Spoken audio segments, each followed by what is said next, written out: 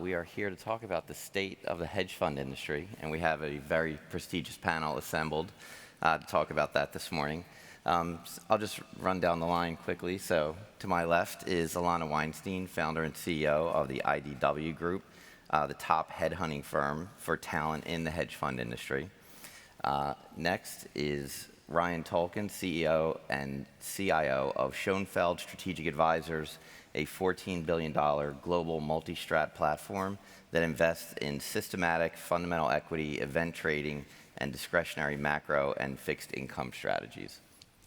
Next is Edwin Jager, head of fundamental equities, investing at D.E. Shaw, a $70 billion multi-strat firm that deploys a wide range of strategies spanning public, long, short, activist, event, alt-driven, and private investing. And last but not least, we have Scott Ferguson, founder of $4 billion Sachem Hedge Capital Management, an activist and event-driven fund. So thank you guys for joining us today. Okay, so I want to talk about the current state of play in the market. It's obviously been a tough year in the markets. You have the S&P, I think, hit a low of negative 22, 23. Right now we're down about 16. Inflation has been higher than we've seen in 40 years. So it's certainly a very different market than I think most portfolio managers and traders have experienced in their career, certainly if they came up in the last 10 years. But I think very good news for the hedge fund industry. Jefferies issued a report last week showing that hedge fund performance has actually vastly outperformed major indices to the greatest degree. I think the dispersion is to the greatest degree than we've seen in the last 30 years. So let's just go down the line. Tell us, what do you think is happening right now in the market? Well, I don't know what hedge funds went into Jeffrey's study, but when I look at what's going on, I think we're in the early innings of an industry correction and consolidation. I look at some of the biggest names in this industry, what I thought of at least once upon a time as pillars: Tiger Global, Alkeon, Maverick, Lone Pine, Perceptive, D1. It's an extensive list of funds that have had performance and AUM drops by as much as 30, 40, 50% in their public books. And that's just this year alone. So, the question to me is, how did we get here? Because for an industry full of such smart people, it's amazing how blindsided these guys were. And these are holes that are going to take years to come out of. They're not going to have a performance fee for a long time. Their AUM is now much smaller than what it was, and candidly, a lot of what's left is founders' capital, so it's not even fee-paying. And I look at where we were for the past 11 years. It was a one-way bull market. And I think to some extent, these guys did not need to focus on building a more diverse portfolio, volatility divorced from company fundamentals, and having a more balanced portfolio of factors. And they didn't build the tools to manage this stuff either. So, from the talent perspective, as we get to Q1 2023, and compensation will be disappointing for sure, talent also needs to ask itself, is the fund that I'm sitting at positioned to do well in the future? And there's one thing we looked at my firm that I think is worth sharing with you guys, which is we looked at the 20 of the most well-known long-short equity funds and the cumulative return of those funds over the past 3 years. And what we found is it was flat to down, because you're supposed to look at the cumulative return. And then we looked at the top multi-managers, and we found that over that 3-year period, it was up 30 to 75%. And when you shave off 2020, which was both an up market and a very good year for tech, most of those Tiger Cubs and related are down 30 to 50%. So that's worth thinking about as we think about where these funds, which drive a lot of the AUM in this industry, or at least historically, what's going to happen to them. And I think they're going to go out of business or basically become family offices. I think from my perspective, the way that I would summarize it is, we're big believers that today's alpha is tomorrow's beta. And as Ilana said, this is an industry that's evolving quickly. If I look both from an investment perspective and a talent perspective, but starting from an investment perspective, we run 4 strategies at Schonfeld: a macro fixed income business, an equity long short business, a quant business, and an events business. And the type of opportunities, the type of alpha, the types of dispersion that we look for today looks dramatically different than 3 years ago, pre-pandemic, 5 years ago, or 10 years ago. The processes, the technology, the execution landscape, the data that goes into mining new forms of alpha looks very different. And so I have a strong belief that sitting here, it'll look even further different 3 years from now. And so we need to make the investments today to make sure that we're not standing still, because in this business, standing still is falling behind, such that we can continue to perform from an investment perspective. From a talent perspective, it's very similar. The types of people we're attracting to the business, they look different, they have different ideas, they come from different backgrounds than the types of people that were attracted to this business 3 years ago, 5 years ago, 10 years ago. And so we need to make sure that our value proposition for why somebody should join Schonfeld, not only why somebody should join Schonfeld, but then also why somebody should stay at Schonfeld for many years to continue to develop their career and build enterprise value, is sustained. And so the investments that we are making in both attracting talent, investing in talent, and ultimately retaining talent just look very different than what was happening in this industry 3 and 5 years ago. And so we're continuously on that quest. I think that quest will lead us to identify new alpha opportunities and put us in a position that as this industry consolidates, we make sure that we're one of the winners. Yeah, I think along the lines with what both Ilana and Ryan said, this year is mostly solidified some of the trends that have been happening for a while. And with inflation as high as it is, with central banks reacting to that, it's caused significant volatility in financial markets.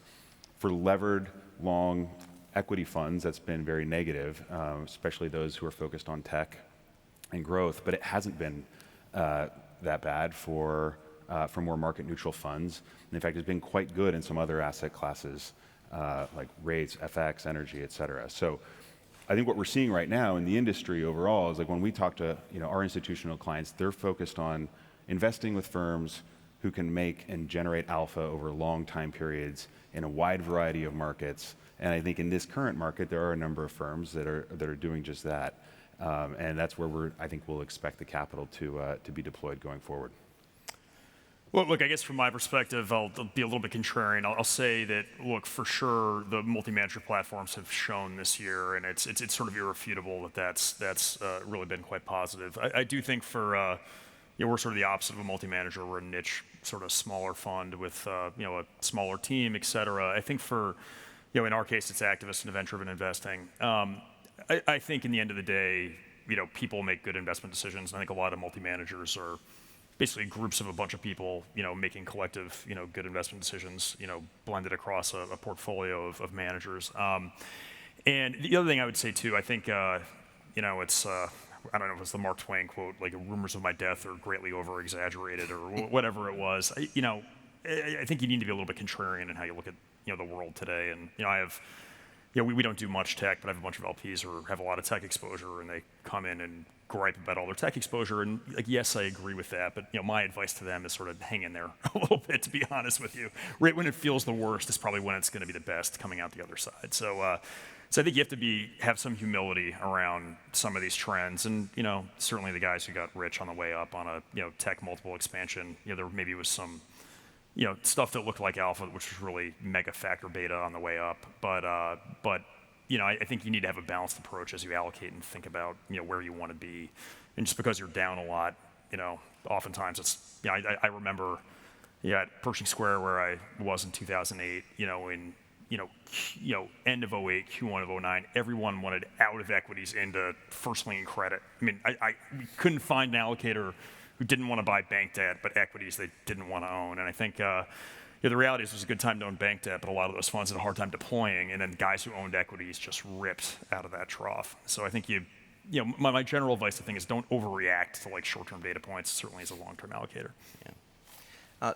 For sure, long-short equity is having a tough time this year. But we've seen good numbers from macro funds. Relative value has done well. Quant has done well. I think what was interesting as we moved into what I'll call the COVID era was we moved away from this era of incredibly low volatility. And now we find ourselves dealing with high inflation and high interest rates for the first time in a long time.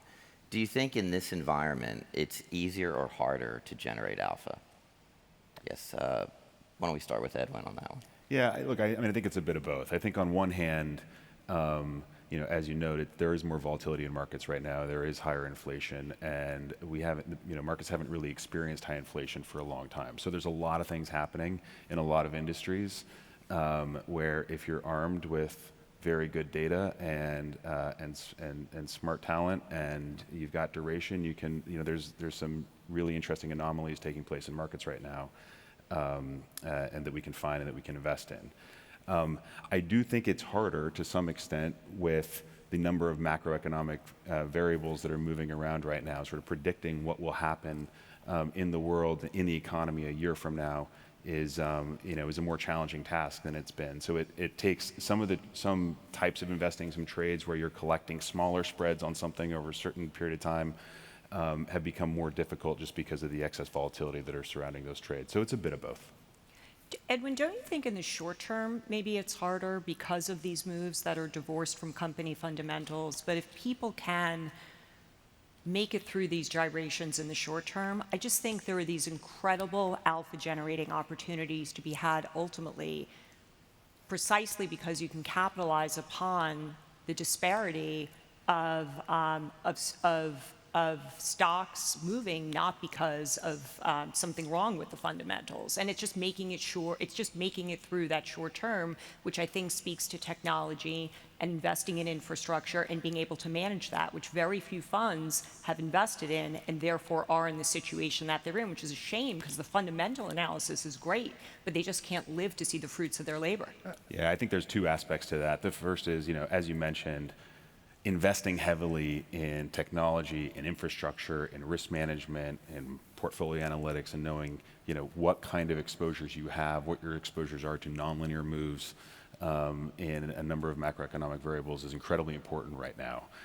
On the flip side of that, on the alpha generating side, we're going through a period where a number of things happening in markets just haven't happened before, right? In some industries, you have units that are down relative to 2019, but they've taken price by 40%. And what will happen with that? And how quickly will that erode? And what substitutes will come into the market? And these are fascinating questions. And so if you're armed with the best consultants and experts and talent and alternative data, that there's a really great opportunity right now to try and figure those things out.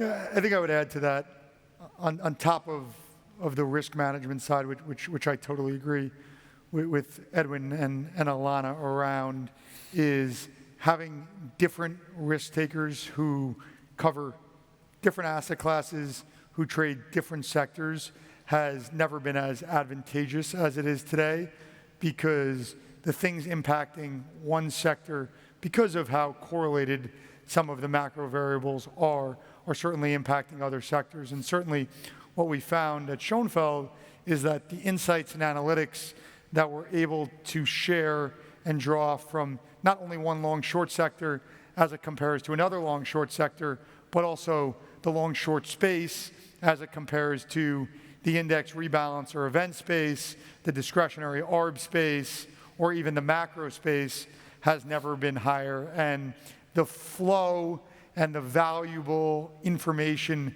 that we can discern from understanding which stocks are being either added, deleted, upweighted, or downweighted from certain indices, and how that may impact the short and medium term price action in certain stocks within certain long-short sectors is incredibly valuable. And so having that incorporated into a firm and therefore being able to move and allocate capital around from that perspective has been a huge source of alpha. I will tell you, we have interviewed people now at funds that have had major issues this year and last, funds that have gone out of business, and we've gotten a peek under the hood in a very deep way as to what's gone wrong. And it is like the emperor has no clothes. I am shocked at the lack of risk management that sits at many of these Tiger Cubs and related. I mean, really shocked. 30 billion GMV funds have risk management that is similar to when they were $1 billion. There's no step back perspective on what correlations exist in the book where the founder could see that he's making bets that are perhaps unintended. And this is pervasive across the majority of these funds. So I do think it has a lot to do with why they are in the shape that they're in. And Scott, I think you run a different kind of fund. You're activists, so it's really about you engaging lawyers, proposing slates of directors to the board, et cetera. It's not just, I mean, you're not just outsmarting the market, it's really affecting an outcome, which is a very different category. Right, right. Well, what I would say, and we were actually chatting about this before coming on here, there's more factor violence and momentum dominance of stocks certainly today than there was 15 years ago when I did this job. So you know, I mean, in 2007, I feel like I could look at a stock, say it trades here, if a certain amount of bad news comes out, the bounds are going to be X or Y. Whereas today, I think negative moves and positive moves can get more amplified by sort of momentum following strategies, or you know, being in the wrong or the right, for that matter, kind of factor bucket. So I think that is sort of a big difference. And look, the one thing not to talk about us too much, but you know, one of the nice things about activism and event-driven is that you know, a robot can't really do it. You know, like you need a human being there to talk to a board, et cetera. And even on the event-driven side, I don't think it's something where you know, there are obviously underlying fundamental bets you're making as an event-driven investor, but there's still an enormous human element, which is really the dominant factor in terms of you know, what an outcome of a given situation is going to be. So, as we were you know, riding the bull market for such a long time, you saw hedge fund managers really struggling to differentiate themselves and find alpha, and many moved into more illiquid strategies. And I feel like this really culminated in 21 when Tiger Global became, I believe, the most active venture investor in the world. So it was a pretty incredible shift for a hedge fund manager. As we sit here today, tech valuations have been absolutely decimated. You've got a big percentage of the of the Nasdaq down well over 50%, probably closer to 75%. Do you expect to see LP pushback on hedge funds moving into the more illiquid areas? You know, are you going to see when LPs deploy capital now, they'll say you're just not allowed to do these things anymore because we end up in a category that we really shouldn't be in when we make this investment? And are you also starting to see funds that maybe moved into the illiquid categories now coming back to, you know, their core strategies? Who wants to go first on that one? Ryan? Yeah, I mean, I'll speak from my perspective. There should be more transparency, and investors should demand a better understanding as it relates to what's illiquid and what's not liquid, or what's liquid within portfolios. And so to the extent that certain firms ventured into things that investors didn't sign up for, I think LPs do have the right and should sit there and demand more out of the managers in which they're making investments in, and there should be greater transparency around those things. And so I do think that there will be some lessons learned from this period, as there are from other crises, and hopefully we continue to evolve as an industry to having investment managers perform and manage capital consistent with the strategies in which they pitch to LPs. Yeah, I think there's a couple aspects of this. I think first, in the short term, you know, a lot of the funds that have deployed a lot of capital here have multi-year duration. no one's taking marks right now. The public markets have corrected very quickly, but the private markets will take quite a bit of time. And I think over the longer time period, you'll still see hedge fund involvement in these asset classes. There's a tremendous amount of alpha generated here, et cetera. I think between here and, in between those 2 points, you'll see a lot of the tourists basically be removed from the industry. And I think there's, if you had too high of private assets in your fund and you had a commingled product, or if you don't have a track record, and then the track record's been hurt for a lot of funds, I think you'll see, you'll see LPs shy away from those. But I think overall as an asset class, this will be, post this, a very attractive space again, because there is a tremendous amount of innovation happening in tech. And there is a tendency for companies to stay private for longer. And I don't think that there's anything that will necessarily about the recent episode that will shift those broader, more secular trends. No, look, the one thing I'll say, I do think commingling is not awesome. I think where funds get into huge trouble is where you have commingled privates and publics, and your publics are down a lot, and your privates aren't, and dealing with all the valuation issues. I think if you have a discrete, separate sort of private fund, it's a heck of a lot cleaner from that perspective. Now, look, the other thing I'll say, not to get on a high horse here, but the one issue with privates is marks, and like candidly, this drives me bananas with conventional private equity is, LPs look at their private equity allocations and say, gee, this is great, it's at cost or better. If I held every stock I ever bought at cost until I decided to sell it, my vol would look pretty low is the reality. So I think there's, it's sort of like a big lie, candidly. It's not deceitful in any way, shape, or form, but it just is not intellectually honest in terms of how people appraise the volatility of their private returns as opposed to sort of public returns that get marked on a monthly basis. Now the one thing that private guys do have going for them generally is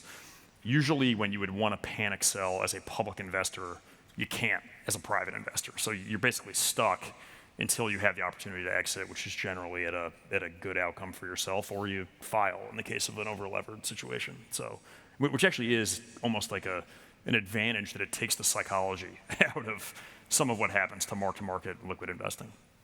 It's really hard to do either one well. And if you think about the fact that standalone public funds and private funds have whole teams dedicated to these efforts, you have to wonder if some of these crossover funds are also spreading themselves too thin. And as one of my clients likes to say, dilettantes die. I don't think the crossover model is going away per se because of the advantages of having a view of disruption coming to public companies from the private side. But I do think allocators are going to be asking really tough questions. They're going to be asking what founders are doing to protect capital, protect the risk in the public books, but also what they're doing about deploying capital. Because when you're down, you tend to cut exposures, and then you don't participate in the uptick. And that's like a double whammy for LPs, because if you like the stock at 50 times revenue, aren't you supposed to like it at 7 times? So how do funds force themselves to actually take risk, and what is their process for doing that during a drawdown? And then on the private side, they're going to ask what their process is for getting in deals, because we've seen a spaghetti at the wall approach to your question, and what valuations are palatable, and how do they come at this, and what expertise sits on each side of the equation with regard to the team. And only founders that can answer these questions satisfactorily and put up the goods are really going to have a path forward. Yeah. Well, as we're talking about tough questions from allocators, let's chat about fees for a little bit. I feel like, for the last decade, there's been a tremendous amount of talk about fee compression across the industry. But I thought it was interesting, Bloomberg did an article not long ago on how the top performing funds are also charging the highest fees, which doesn't sound like it should be surprising to anyone. But what it has always been surprising to me is the lack of dispersion among the top funds, between the top funds and the bottom funds in the industry. Do you think coming out of a year like 22, we're going to start to see that dispersion increase? I think for sure the top funds will continue to be able to charge the highest fees. but will the bottom funds be penalized? Ilana, let's start. I think the bottom funds are going to go away. Like, I don't even think it's going to be a fee. No one needs a bargain for something that's going to lose you money. So I really think there's going to be a culling of this industry well beyond fees, and I think that's healthy because a better set of funds will remain. Funds got away with charging, and it's not, I don't agree with that statement, or I think it's maybe misconstrued. It's not that charging high fees leads to better returns. We've seen all these funds that are basically, it's a bloodbath of returns for the past 2 years that got very big and charged high fees because they were able to benefit from, again, a one-way market. And I think the return was big enough where perhaps LPs maybe grumbled about it, but didn't really push back too much in terms of the composition of what that net return was, how much was alpha and how much was beta. That's not the case anymore. And the funds rather, that will continue to persist and be able to charge whatever they want are the funds that take that fee and really reinvest in the business. That's what we've been talking about. Because talent flows from fund to fund. That's why I and my team are so perpetually busy. Scott, Let me just say, the only persistent alpha in this business is the alpha of staying ahead. And again, I think chalk it up to laziness or the way we've done things has worked, so why do anything different? But the question is, when you're a $25 billion fund and you have a 2% management fee, what are you doing with that $500 million in terms of making the fund better? Yeah. Scott, what about in the activist area? Any thoughts on fees?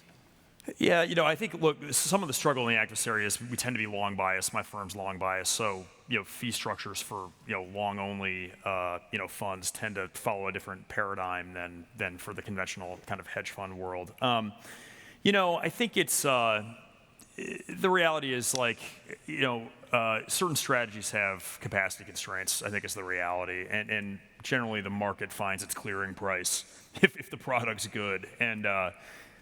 I may really want to put money into Citadel at 1 in 10. My guess is they're gonna say no when I ask to do that. So look, I think there is fee pressure, especially on the longer biased side of things. But it's also a scale dynamic too. If somebody's giving you $800 million, they usually want a discount. If somebody's giving you $15 million out of their family office, it's usually not on the table. So I would say there is some fee pressure there. But I think as long as you're delivering a reasonably good product. The right investors will find the right allocator, just depending on that market matching up. And, there may be certain moments where, there are funds where there is no allocator who has the appetite, and that's where you end up in the Ilana bucket of, people going out of business eventually. So. I think the industry is just maturing and evolving, and, there are different needs for different funds depending upon how one's set up. And so I think there's just a greater and greater move toward creating better alignment between LPs and GPs. And clearly in the multi-manager model, where we don't actually charge a management fee, that's a profit center, but rather there's a pass-through of expenses that are associated with the investments we make in infrastructure, technology, talent, execution capabilities, et cetera. The only way that ultimately we make profits as the GP is through incentive return. There's very good alignment between LPs and GPs. In some of the examples that Ilana was citing, where there are large excess management fees charged to products that in lots of ways are capturing a lot of beta, and a lot of the returns over time have come from beta, I just think investors and LPs are getting smarter around that, and that's leading to fee evolution in the industry.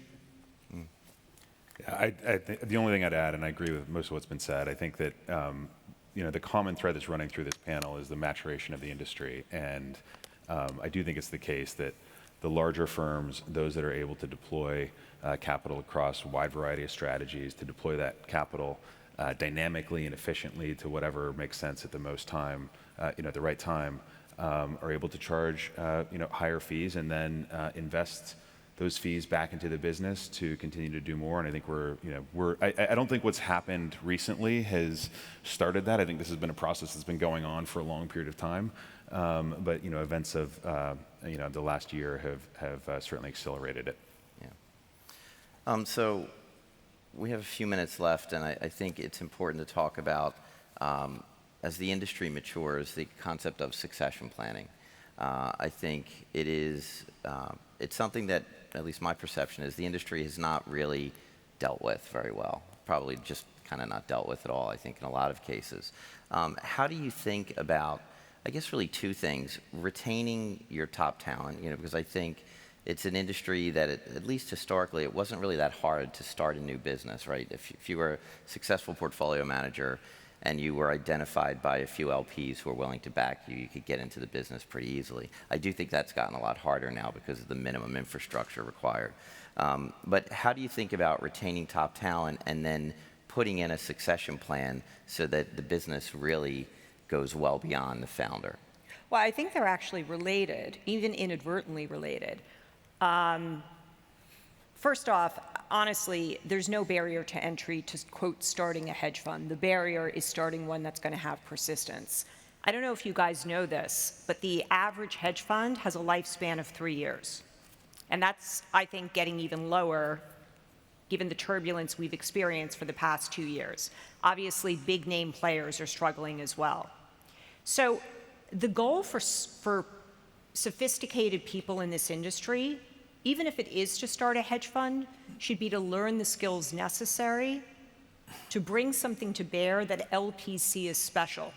Whether it's learning the set of skills that you would learn at Scott's fund. When Scott started Sachem Head, he came from an experience that LPs wanted to get behind. He was a very successful guy at what at the time was one of the top activist funds in the world, and he brought an incredible toolkit of rarefied and unique skills to bear, and he was able to grow his fund.